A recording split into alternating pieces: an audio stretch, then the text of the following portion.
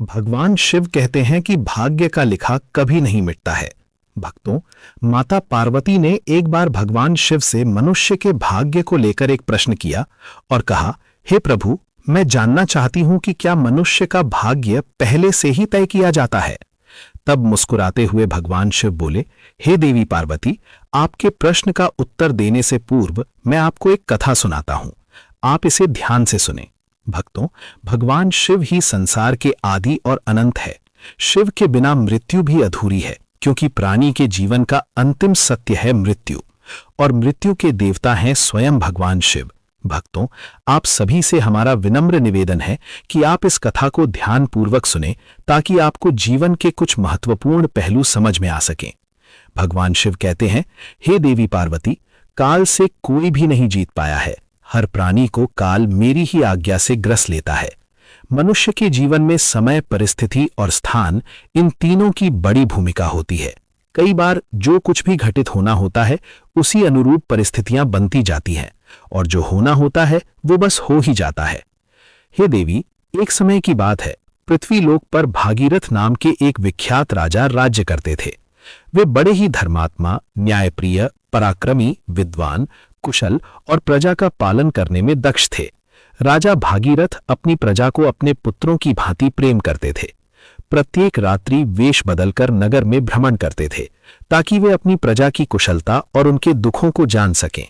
एक दिन की बात है, राजा अपनी उसी रात्रिकालीन दिनचर्या के अनुसार वेश बदलकर नगर भ्रमण के लिए निकले। भ्रमण करते करते अमृत बेला का समय हो गया था।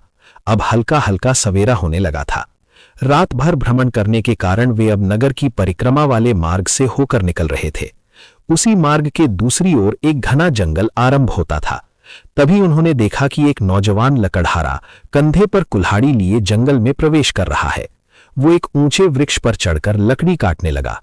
अचानक कहीं से एक भयानक रीछ यानी भालू दौड़ता हुआ वहां आ पहुंचा। ये देखकर राजा एक पेड़ के पीछे चुपचाप छिप गए। लेकिन राजा ने देखा कि वो रीछ भी उसी वृक्ष पर चढ़ने लगा जिस पर वो नौजवान लकड़हारा लकड़ी काटने के लिए चढ़ा था। उस रीछ को पेड़ पर इतनी तेजी से चढ़ते हुए देखकर राजा आश्चर्यचकित रह गए। उन्होंने सोचा, ये कैसे संभव है? इतना भारी भरकम प्राणी वृक्ष पर कैसे चढ़ सकता है? क्योंकि सामान्य रीछ कभी वृक्ष पर नहीं चढ़ता, लेकिन ये तो किसी अद्भुत शक्ति से चढ़ रहा था। उधर जब उस नौजवान लकड़हारे ने रीछ को अपनी ओर तेजी से आता देखा, तो डर के मारे उसके हाथ पांव फूल गए।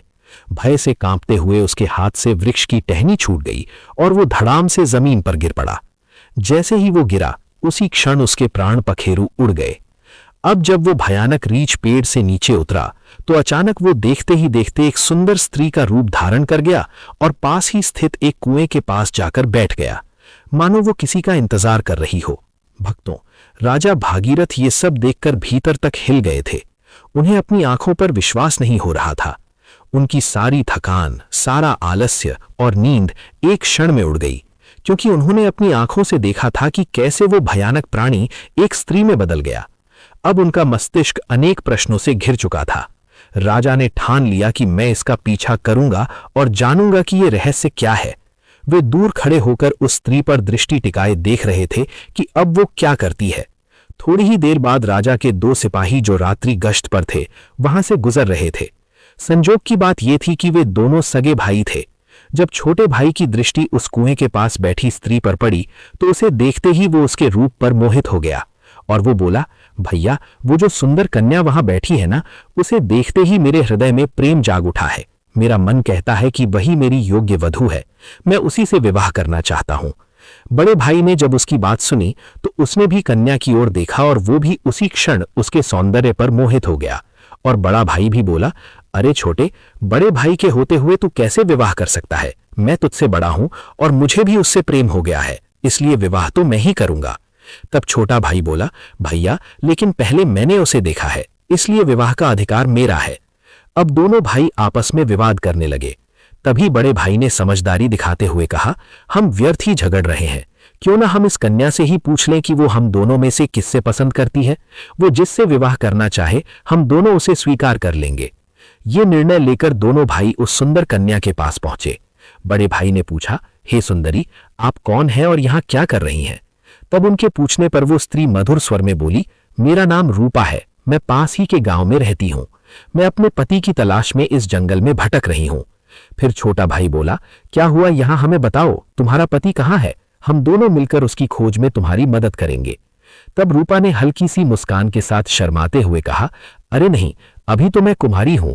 मैं एक योग्य वर की तलाश में निकली हूं और इस संसार में मेरा कोई नहीं, एक मां थी, वो भी कुछ दिनों पहले चलती बसी। इस पर छोटा भाई उत्साहित होकर बोला, वाह, कितना सुंदर संयोग है। हम दोनों भाई भी अविवाहित हैं। यदि तुम चाहो तो हम दोनों में से किसी एक से विवाह कर सकती हो।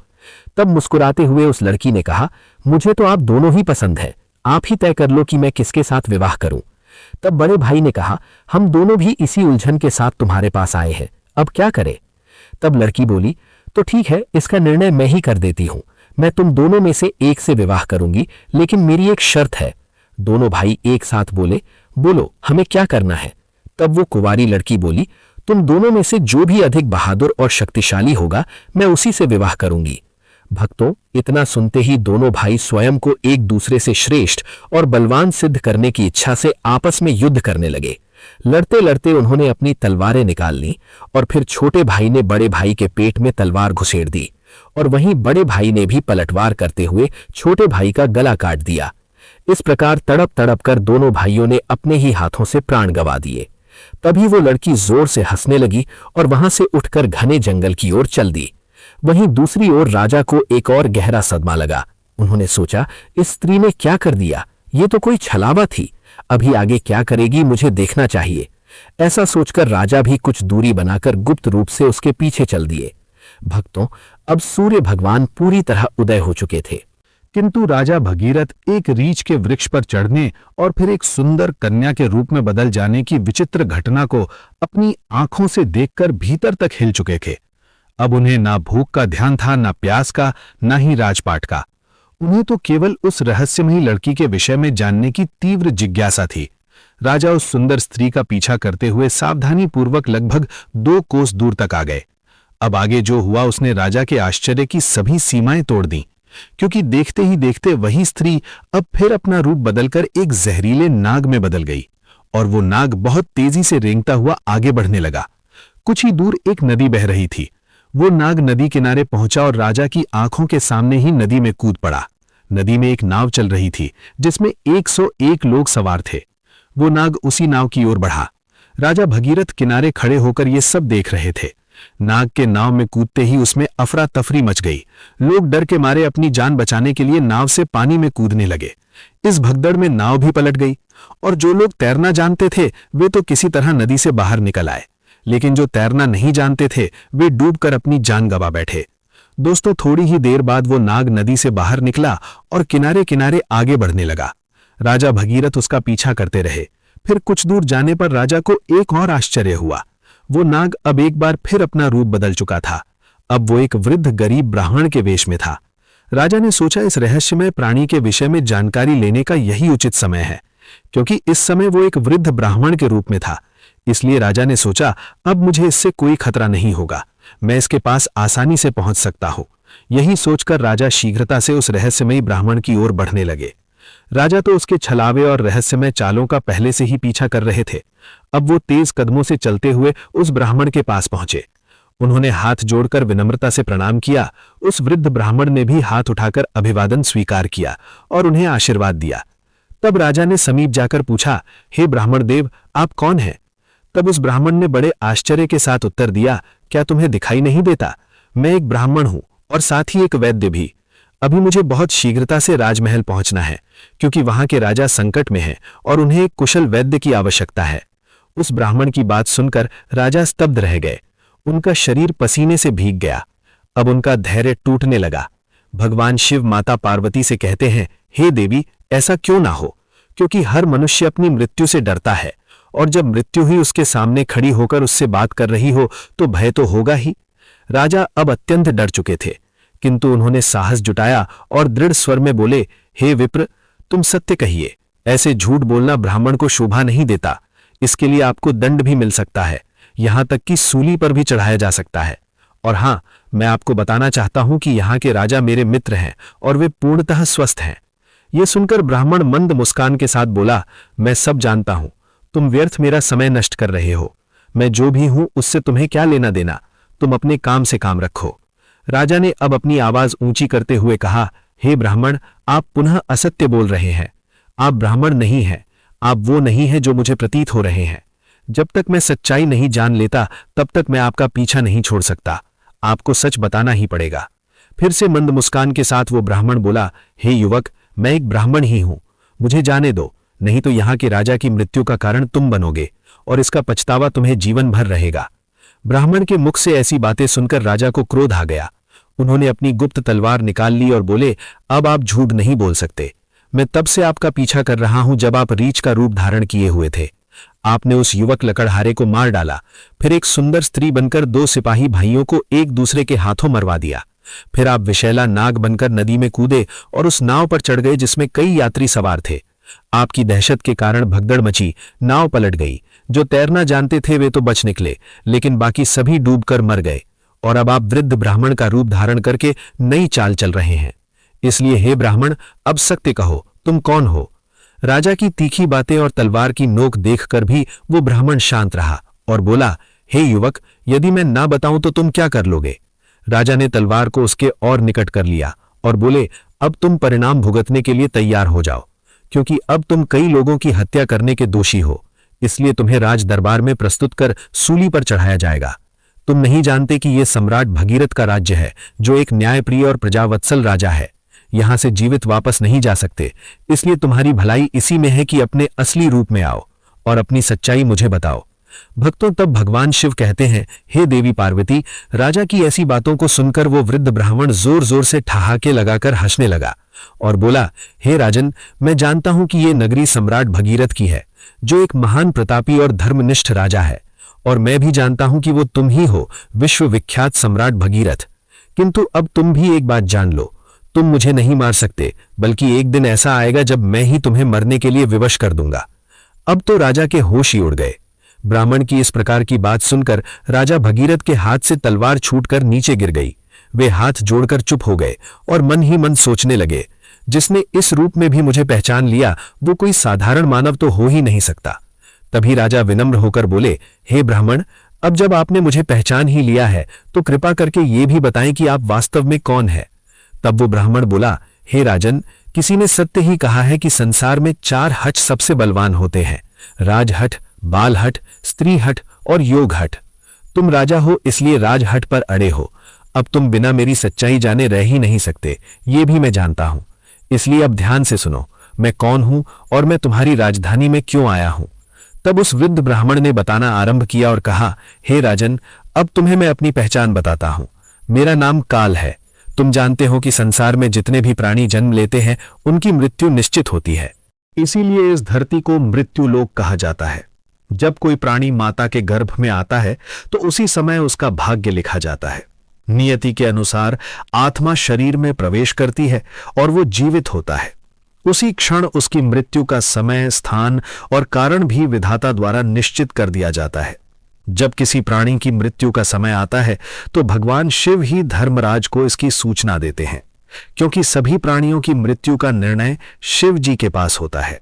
धर्मराज शिव जी से आज्ञा प्राप्त कर मुझे यानी काल को आदेश देते हैं कि अब जाओ और उस प्राणी के प्राण हर लो। तब मैं मृत्यु लोक में आता हूं। मुझे पहले से पता होता है कि किस प्राणी की कब, कहां और कैसे मृत्यु होगी, इसलिए मैं उस प्राणी को निश्चित समय पर निश्चित स्थान पर पहुंचा देता हूं, वहां जहां उसकी मृत्यु सुनिश्चित हो। और जिस प्रकार उसकी मृत्यु विधाता ने लिखी होती है, मैं उसी प्रकार की परिस्थितियां और घटनाएं वहां उपस्थित कर देता हूं। इसलिए हे राजन सुनो, उस लकड़हारे को मैंने नहीं मारा था। तब राजा ने आश्चर्य से पूछा, हे विप्र, आप ये कैसे कह सकते हैं? मैंने स्वयं अपनी आंखों से देखा है कि उस लकड़हारे की मृत्यु का कारण आप ही बने थे। तब ब्राह्मण यानी काल ने कहा, हां, कारण तो मैं ही बना था, लेकिन सांसारिक लोग तो यही समझते हैं कि लकड़हारा पेड़ से गिरकर मरा, जबकि वो तो मेरी योजना का हिस्सा था। उसकी मृत्यु पेड़ से गिरकर होनी निश्चित थी, इसलिए मुझे वो रूप धारण करना पड़ा। सोचो, अगर मैं असल में वृद्ध होता तो क्या कभी पेड़ पर चढ़ पाता? उसी तरह जो सिपाही मरे उनकी मृत्यु एक दूसरे के हाथों होनी तय थी, इसलिए मुझे एक सुंदर स्त्री बनना पड़ा। फिर जो लोग नाव में डूबकर मरे, उनकी मृत्यु जल में डूबने से होनी निश्चित थी। इसलिए मैंने एक भयानक नाग का रूप धारण किया, जिससे वे सभी अपनी मृत्यु तक पहुंचे। हे राजन, अब आप समझ ही गए होंगे कि मैं कौन हूं और आपकी नगरी में क्यों आया हूं। समय, स्थान और परिस्थिति, ये तीनों ही एक प्राणी की मृत्यु में मुख्य भूमिका निभाते हैं। राजा गंभीर हो गए और बोले, हे विप्र, आपने मुझे जो ज्ञान दिया उसके लिए मैं आपका आभार व्यक्त करता हूं। लेकिन मेरे मन में एक और प्रश्न है। आपने थोड़ी देर पहले कहा था कि इस नगर के राजा की मृत्यु होने वाली है, किंतु मैं तो आपके सामने जीवित खड़ा हूं। तब काल मंद स्वर में बोले, हे राजन, मृत्यु तो हो चुकी है। वो मृत्यु तुम्हारे छोटे भाई चित्रांगद की थी, जो तुम्हारी अनुपस्थिति में राजगद्दी पर बैठा था। शत्रु राज्य के एक गुप्तचर ने उस पर बाण चला दिया, और क्योंकि तुम्हारे राज्य के नियमों के अनुसार तुम्हारी अनुपस्थिति में वही राजा माना जाता है जो गद्दी पर बैठा हो, इसीलिए मृत्यु राजा की ही मानी गई, और तुम यहां मेरे साथ व्यर्थ की उलझनों में पड़े रहे।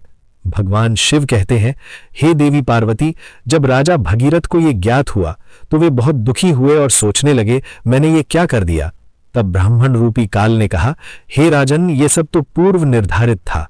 तुम तो केवल इस नाटक के एक पात्र हो। जो होना होता है वो होकर ही रहता है। अब शोक करने से कुछ नहीं बदलेगा। तुम्हारी आयु अभी शेष है। अब तुम लौट जाओ और अपना राज्य संभालो। तब राजा बोले, हे यमदूत, मुझे क्षमा करें, मैं आपको पहचान नहीं सका, लेकिन अब मैं एक अंतिम प्रश्न पूछना चाहता हूं। क्या आप मेरी मृत्यु के विषय में बता सकते हैं? तब ब्राह्मण मुस्कुराते हुए बोले, पूछो राजन, मैं तुम्हारी शंका दूर कर दूंगा। तब राजा बोले, क्या आप मुझे ये बता सकते हैं कि मेरी मृत्यु कब होगी? तब यमदूत ने कहा, नहीं, एक सामान्य व्यक्ति के लिए ये बात जब तक गुप्त रहती है तभी तक वो इस संसार में विलीन होकर जी सकता है, अन्यथा वो मृत्यु से पहले ही पल पल तड़प तड़प कर मरता है। क्योंकि चिंता और चिता में कोई अंतर नहीं है। चिता तो केवल एक ही बार सबको भस्म कर देती है, किंतु चिंता हर पल मन और शरीर को जलाती है। दोस्तों, लेकिन राजा के घोर हठ के कारण ब्राह्मण ने कहा, हे राजन, जिस प्रकार से तुमने मेरे साथ रहकर दूसरों की और अपने छोटे भाई की मृत्यु के विषय में सुनकर भी धैर्य नहीं छोड़ा, उससे मुझे प्रतीत होता है कि तुम एक ज्ञानी और धैर्यवान पुरुष हो। इसलिए मैं तुम्हें तुम्हारी मृत्यु के विषय में बताता हूं। हे राजन, ध्यानपूर्वक सुनो। तुम्हारी मृत्यु आज से ठीक 1 वर्ष बाद सूली पर चढ़ाने से होगी, और विशेषतः ये मृत्यु 1 वर्ष बाद सूली पर चढ़ाने से होगी। इसी नगरी के भीतर तुम्हारे अपने राजमहल में ही घटित होगी। तुम इस मृत्यु को प्रसन्नतापूर्वक स्वीकार करना। इतना कहकर वो ब्राह्मण एक चील का रूप धारण कर वहां से उड़ गया और दूसरी ओर राजा अपने महल लौटकर अपने छोटे भाई चित्रांगद का अंतिम संस्कार करते हैं और राज्य कार्य को पुनः व्यवस्थित रूप से संभालने लगते हैं। धीरे धीरे वे यमदूत के साथ हुई सारी घटनाओं को भूलने लगते हैं। इसी तरह 6 महीने बीत जाते हैं। फिर एक रात अचानक राजा घबराकर नींद से उठ जाते हैं। उन्हें मृत्यु की आहट महसूस होने लगती है। इस पर भगवान शिव कहते हैं, हे देवी, मनुष्य चाहे जितना भी निडर क्यों ना हो, परंतु जब उसे अपनी मृत्यु का पूर्वाभास हो जाए तो वो उससे बचने के लिए कोई न कोई उपाय अवश्य ही ढूंढ निकालता है। राजा ने भी ऐसा ही किया। अगली सुबह राजा दरबार में अपने मंत्रियों से कहते हैं, हे मंत्रियों, एक भविष्यवाणी के अनुसार आज से ठीक 6 महीने बाद मेरी मृत्यु मेरे ही महल में सूली पर चढ़ाने से होगी। अतः आप लोग कोई ऐसा उपाय खोजें जिससे ये मृत्यु टाली जा सके। कुछ समय बाद एक प्रमुख मंत्री ने सुझाव दिया, महाराज, यदि हम राज्य भर से सभी नुकीली वस्तुएं जैसे सूली, भाले, चाकू, कटार आदि का पूर्णतः बहिष्कार कर दें और उन्हें राजनगर से बाहर निकाल दें तो शायद आपको सूली पर चढ़ाया ही न जा सके। मंत्री की यह सलाह राजा को और अन्य सभासदों को भी पसंद आती है और वे वैसा ही करते हैं। दोस्तों, राजा भगीरथ अब थोड़े शांत हो जाते हैं, किंतु मृत्यु का भय उनके भीतर अब भी जीवित रहता है। इस भय के कारण अब उन्हें नींद नहीं आती और वे मन को बहलाने के लिए नए नए शौक अपनाने लगते हैं। इसी तरह दिन बीतते हैं और वो दिन भी आ जाता है जिसके अगले दिन भविष्यवाणी के अनुसार राजा की मृत्यु होनी थी। अब राजा और भी अधिक व्याकुल हो जाते हैं। उन्हें समझ नहीं आता कि क्या करें। वे सोचते हैं, क्यों ना आज की रात राजमहल से बाहर ही रहा जाए। हो सकता है यदि मैं महल में ना रहूं तो भविष्यवाणी झूठी साबित हो जाए।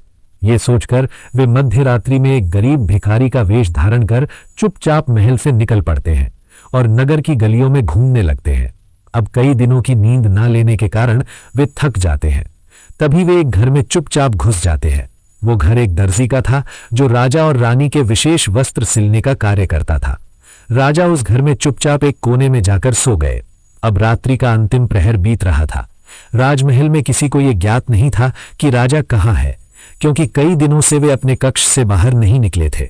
सब यही समझ रहे थे कि महाराज अभी भी अपने कक्ष में ही विश्राम कर रहे हैं।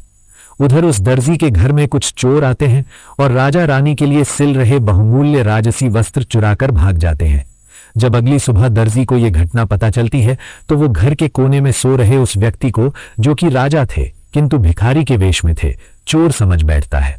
बिना पहचाने वो राजा को बांधकर सीधे राज दरबार में ले जाता है। अब राजमहल में राजा भगीरथ का पुत्र, जो अब युवावस्था में था, पिता की अनुपस्थिति में राजगद्दी पर बैठा था।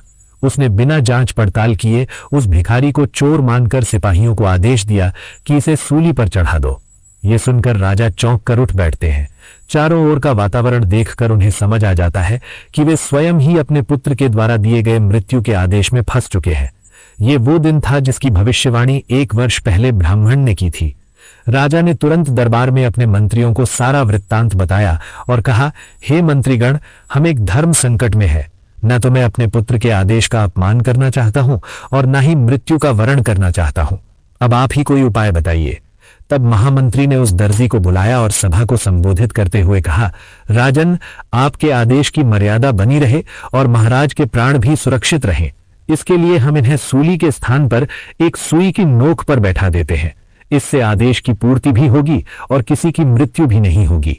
ये बात सभी को उचित लगी। समय के अनुसार राजा को सुई की नोक पर बैठाया गया, परंतु होनी को कुछ और ही मंजूर था। जैसे ही राजा सुई की नोक पर बैठे, वो सुई उनकी पीठ में चुभ गई। रक्त बहने लगा और वैद्य बुलाए गए, पर तब तक बहुत देर हो चुकी थी। धीरे धीरे राजा का शरीर शिथिल हो गया और वे वहीं तड़पते हुए अपने प्राण त्याग देते हैं। दोस्तों, भगवान शिव माता पार्वती से कहते हैं, हे देवी, मनुष्य चाहे जितना भी भाग्य को बदलना चाहे, परंतु जो होना निश्चित है वो होकर ही रहता है। यही कारण है कि परमेश्वर ने मनुष्य को भविष्य जानने की शक्ति नहीं दी, ताकि वो वर्तमान को जी सके। अतः प्रत्येक प्राणी को अपने कर्मों के पथ पर चलना चाहिए, धर्म का पालन करना चाहिए और हर क्षण को भगवान के नाम में समर्पित करते हुए जीना चाहिए। यही सच्चा जीवन है। तो भक्तों, यही थी राजा भगीरथ की अद्भुत और रहस्यमयी कथा, जो हमें यह सिखाती है कि भाग्य से कोई नहीं बच सकता, चाहे कोई कितना भी उपाय कर ले।